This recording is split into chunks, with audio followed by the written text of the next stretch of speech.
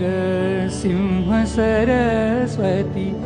दत्तपादुका कमली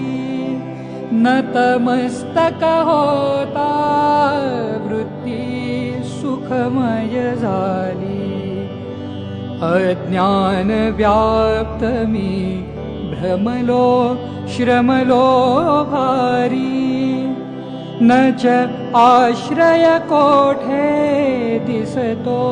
मज अंधारी तव दर्शन होता चिंता सारी सरली नतमस्तक होता